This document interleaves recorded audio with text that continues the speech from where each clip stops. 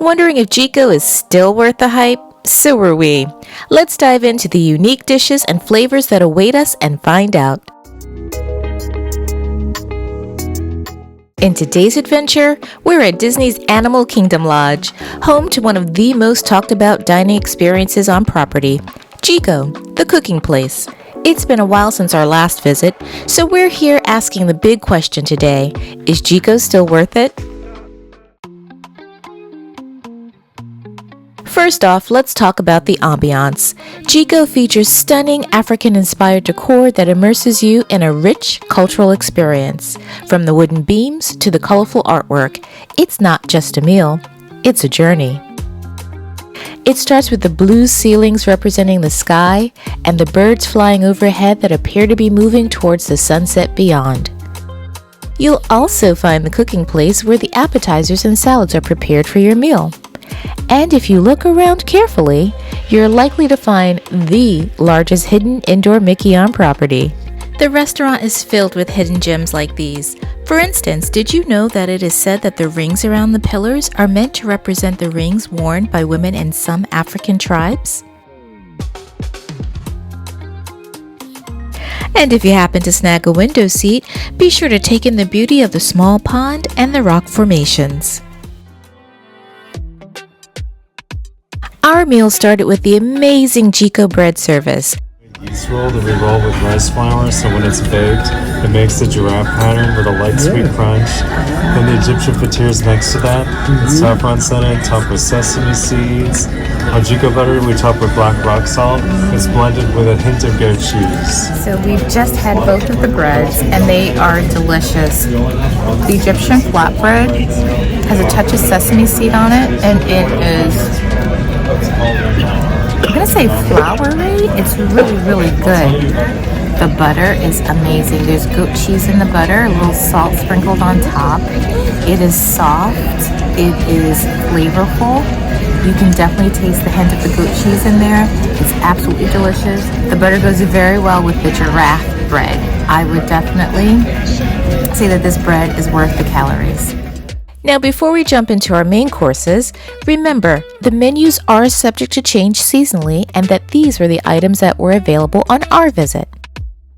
For our main courses, we had the cocoa-crusted venison, the Botswanan Siwa short rib, the oak-grilled filet mignon with mac and cheese. Our little guy ordered from the kids' menu and was disappointed to find that he couldn't find his usual chicken tenders.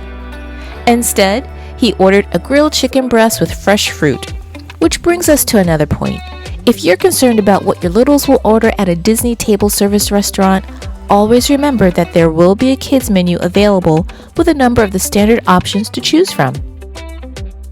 Now, my mom ordered the Botswanan Siwa short rib, which was slow-cooked beef short ribs served with hominy, sea peas, and carrots. She did not love the flavors of this dish because of the authentic African spices, so be aware that the flavors here are truly authentic. That said, you will still be able to find something to enjoy on the menu. I ordered the oak-grilled filet mignon and the chocolate red wine demi-glaze with the 4-cheese macaroni and seasonal vegetable. My mom and I ended up switching dishes and she was completely happy with the filet as it had more traditional flavors. I also tried the filet, and I have to say it was excellent, tender and juicy. And now for an unpopular opinion. Neither one of us loved the macaroni and cheese. Hot take, I know, but we didn't find it to be creamy, but rather this batch was a little dry. Going back to the short ribs, I enjoyed the dish. The short ribs were tender and flavorful and juicy and all of the things you want from your short ribs.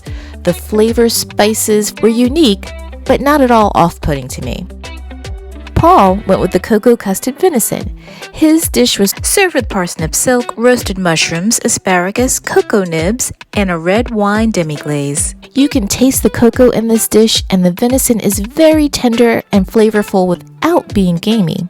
Let us know what you think. Do you enjoy the unique flavors of Jiko? In addition to the venison, you'll find a number of unique items on the menu, like the wild boar tenderloin appetizer and the Moroccan spiced lamb on the main menu. And don't worry, there are other options on the menu besides meat. You'll find a sustainable fish option and the seafood tangine that comes with octopus, shrimp, and mussels.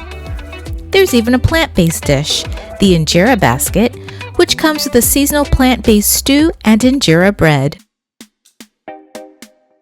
So let's cover some things you need to know when deciding whether or not Jiko is still worth the hype. First, let's talk dress code. Jiko is considered a signature dining restaurant, which in Disney speak means that this is a fine dining restaurant and it comes with a dress code. According to the Disney website, this means you should be in clothing that is, and I quote, clean, neat, and in good condition and no swimwear. Jiko is an option on the dining plan, and you can use your annual pass or Disney Visa card for discounts at the restaurant. And the other thing that you should know, that as a signature dining experience, this restaurant has a price tag to match.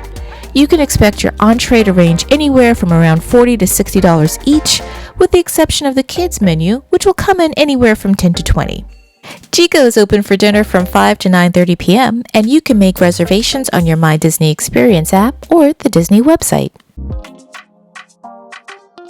And so, what is a meal without dessert? Well, this one. We were so full from the bread and the entrees that we decided to skip dessert. The desserts are as unique as the appetizers and the entrees. If we had had room, we would have liked to have tried the patchi pot. If you've had dessert here, let us know what was your favorite. So after all of these years, is Jiko still worth it? Absolutely. The authentic flavors, ambiance, and the quality of the dishes truly make it a unique dining experience in the Disney universe, and we would do it again. By the way, did you spot that hidden Mickey? And if you're not staying at the Animal Kingdom Lodge, we can really suggest that you go ahead and take a walk around the grounds. They are absolutely beautiful, immersive, and indeed one of our favorite Disney resorts. You never know what sort of creatures you might run into. And if you're interested in knowing what the rooms look like, go ahead and check out our room tour.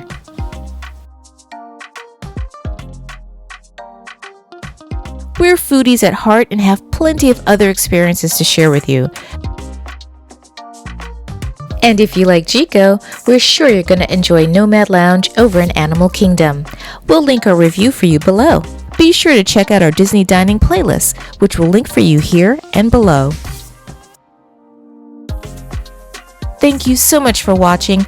Please remember to like, share, subscribe, and turn on the notification bell so that you know when the next adventure begins. And no matter where your next adventures take you, we hope that you enjoy the journey. Bye now.